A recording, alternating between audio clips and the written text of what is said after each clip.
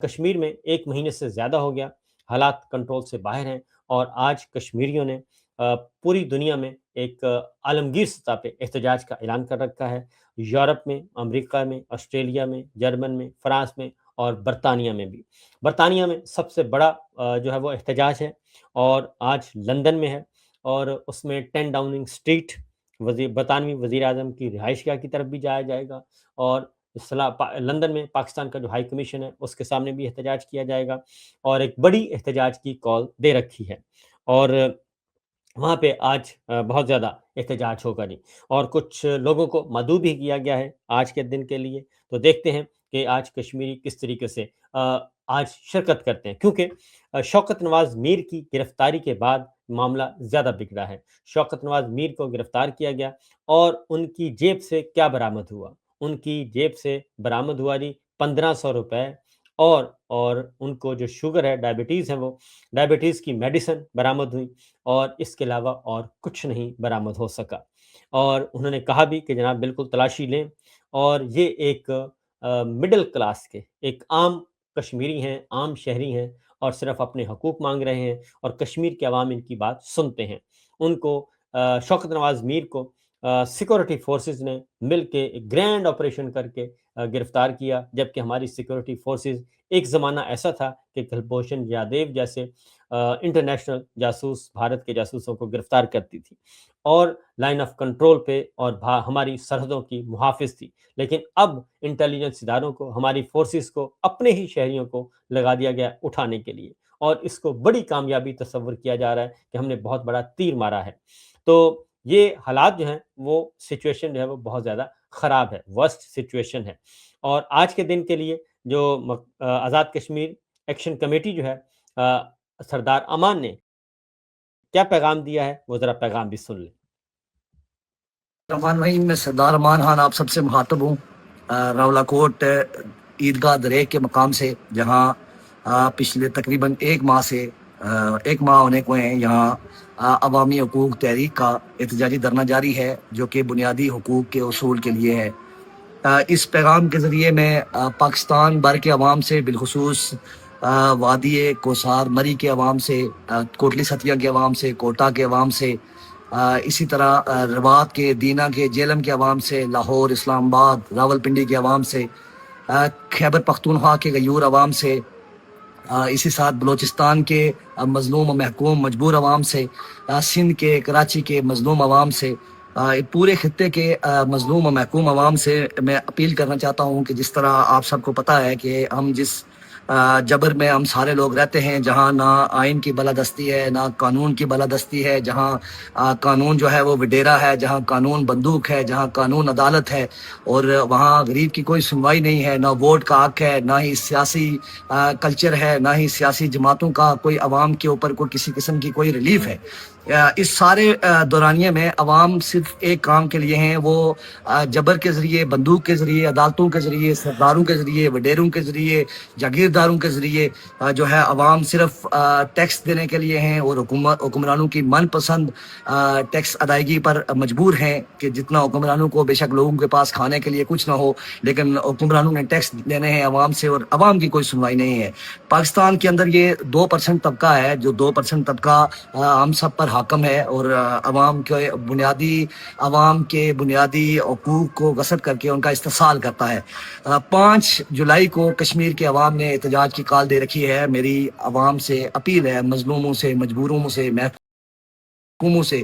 درد مندوں سے میری اپیل ہے کہ آپ 5 تاریخ کو اس آواز کے ساتھ نکلیں، اس ملک میں آئین قانون کی بالادستی کے لیے، انسانی حقوق کی پامالیوں کے خلاف جو ہے ہم نکلیں۔ ہم کب تک ایک دوسرے کو مرتے دیکھیں گے؟ خیبر پختونخوا مرتا ہے، باقی سارے دیکھتے ہیں، بلوچستان مرتا ہے دیکھتے ہیں، سندھ میں لوگ مرتے ہیں دیکھتے ہیں، پنجاب میں لوگ مرتے ہیں دیکھتے ہیں، آج کشمیر میں لوگ مر رہے ہیں، ہم خالی دیکھتے رہیں گے، ہم سارے مارے جائیں گے۔ سب سے اپیل ہے، سب سے گزارش ہے کہ آپ سارے لوگ 5 جولائی کو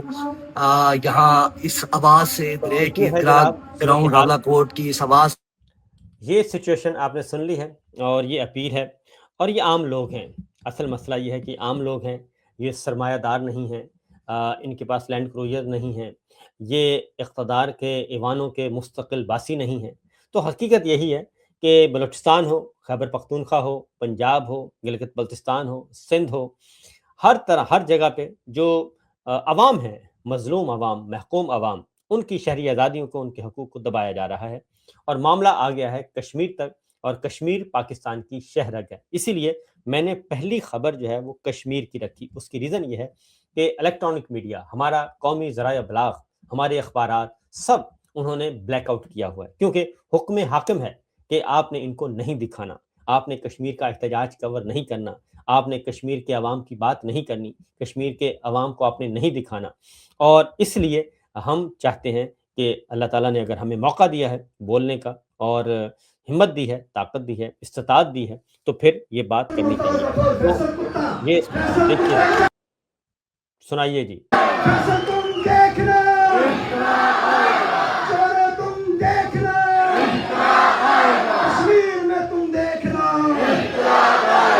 ملک میں تم دیکھنا، تیرے میرے نعروں سے۔ تو یہ آپ نے دیکھ لیا جناب، یہ نعرے لگ رہے ہیں اور یہ ہے معاملہ۔ اور جو لوگ ان آوازوں کو دبانے کی کوشش کر رہے ہیں، اور وہ لوگ جو ان آوازوں کو عوام تک اور دنیا تک پہنچا رہے ہیں،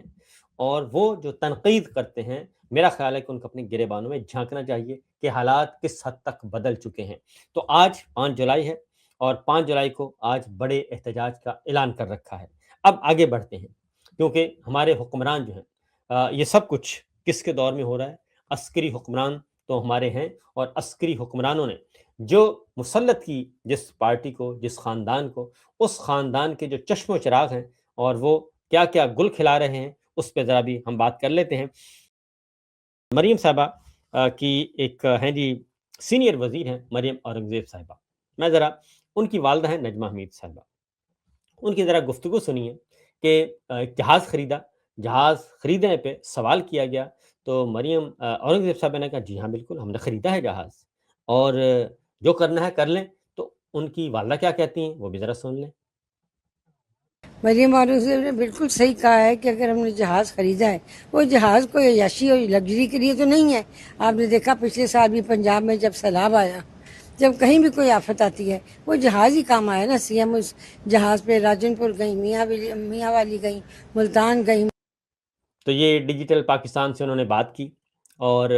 یہ ان کی گفتگو آپ نے سن لیجی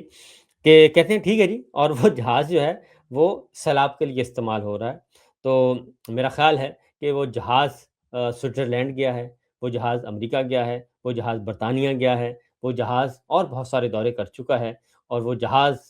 لاہور کی فضاؤں میں سیر کے لیے، سیر و سیاحت کے لیے استعمال ہوتا ہے۔ ویسے ہی دل کرتا ہے رائڈ لینے کو، تو آسمانوں پہ وہ جہاز بلند ہوتا ہے اور سیر کی جاتی ہے، اور اس کے اندر جو تزئین و آرائش ہے وہ بھی اس پہ بھی کروڑوں روپیہ خرچ کیا گیا، تزئین و آرائش، جہاز کی تزئین و آرائش کے لیے اس کے لیے مختص کیا گیا ہے جی آلموسٹ 25 ملین جو ہے وہ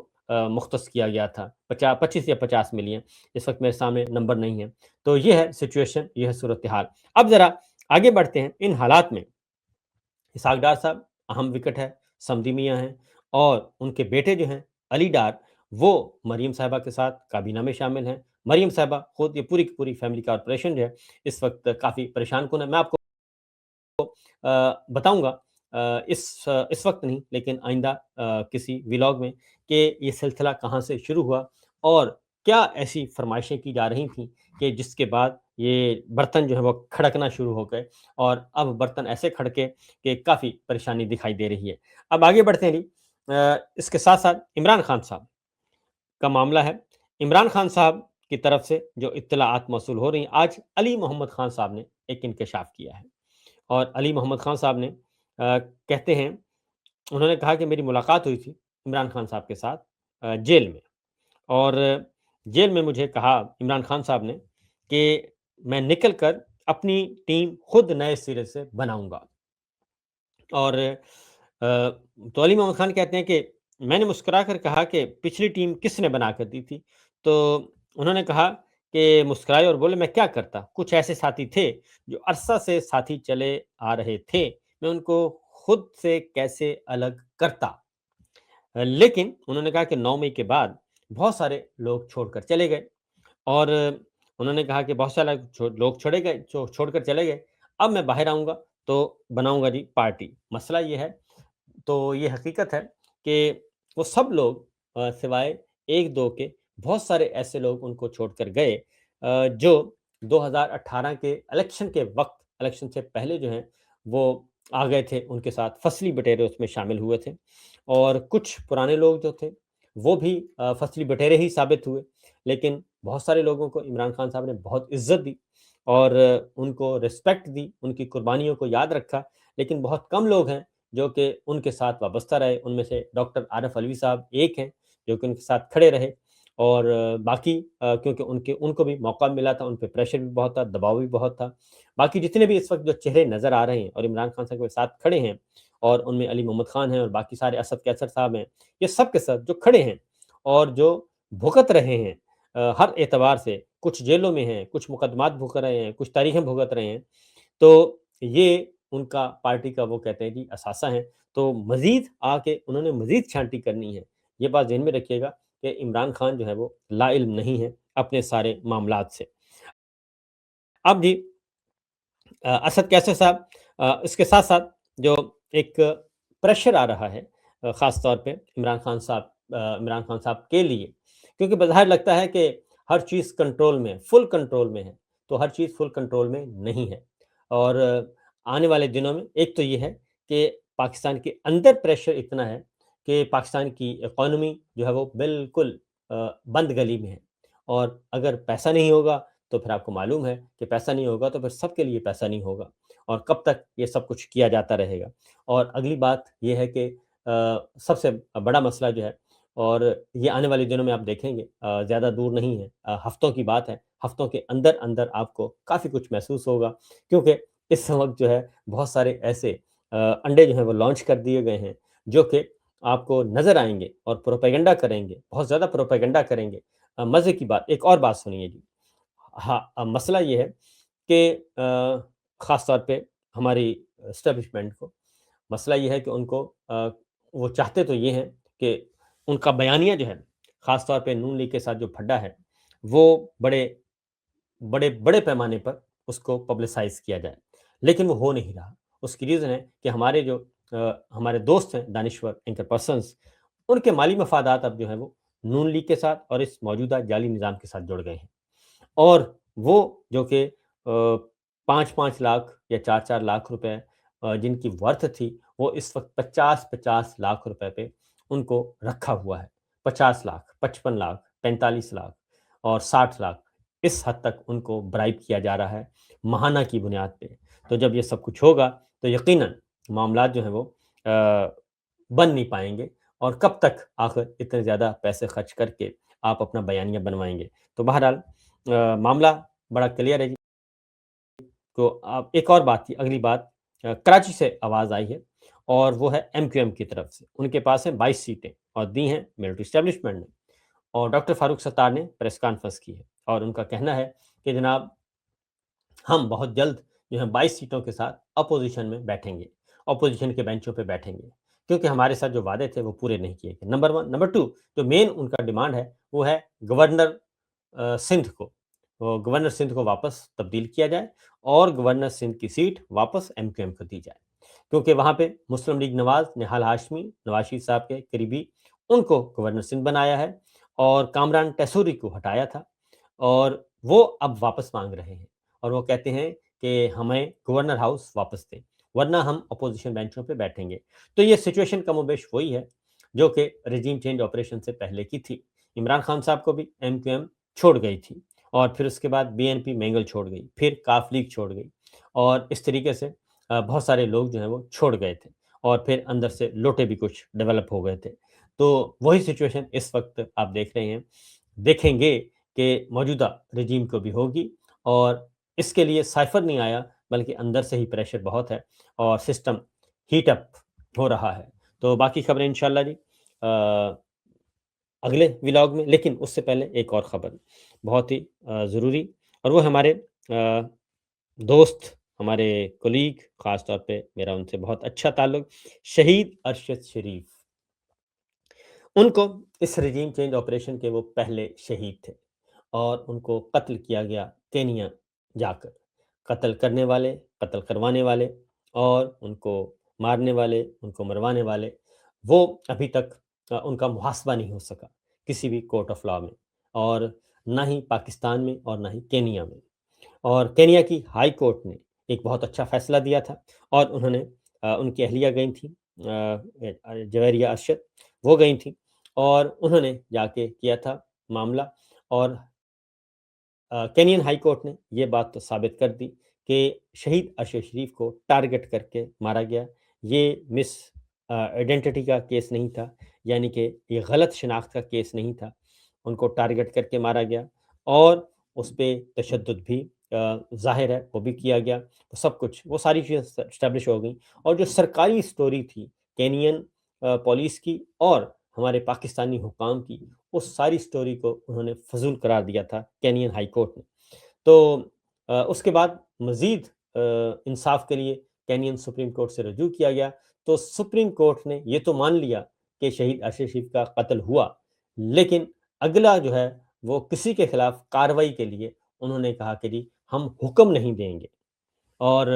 کارروائی کرنے کے لیے، یعنی کہ اس قتل کے خلاف مقدمہ درج کرنے کا کون کون ملوث ہے، یہ ہم پروسیکیوشن کا حکم نہیں دیں گے۔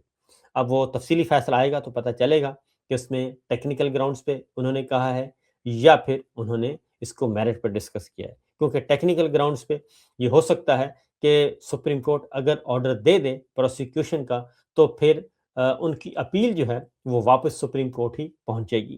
تو اس سٹیج پہ یہ بھی ہو سکتا ہے کہ انہوں نے کہا ہو کہ اگر ہم اس سٹیج پہ پروسیکیوشن کا آرڈر خود دیتے ہیں اور تو پھر واپس اپیل ہم تک آئے گی، تو یہ اور سارے کا سارا کیس جو ہے وہ پھر سپریم کورٹ کے حکم کے مطابق اس کو کرنے کی کوشش کی جائے گی، تو اس کی ڈیٹیل ججمنٹ آئے گی تو اس کے بعد ہم پتہ کریں گے، کیونکہ آپ کو بتائیں گے۔ لیکن فی الوقت یہ ہے کہ یہ تو مان لیا کہ شہید ارشد شریف کا قتل ہوا، یہ بھی مان لیا کہ کینین ہائی کورٹ نے جو 1 کروڑ کا ہرجانہ ادا کرنے کا کہا وہ بھی ٹھیک ہے، یہ سب کچھ مان لیا، لیکن کارروائی سے آگے کارروائی کو بڑھانے سے انکار کر دیا۔